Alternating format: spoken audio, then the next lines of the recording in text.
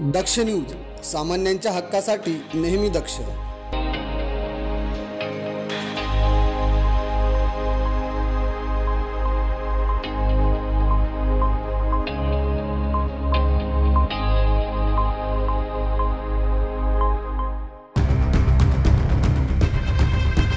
नाशिक महानगरपालिकेच्या पंचवटी अतिक्रमण विभागाने धडाकेबाज कारवाई केली आहे.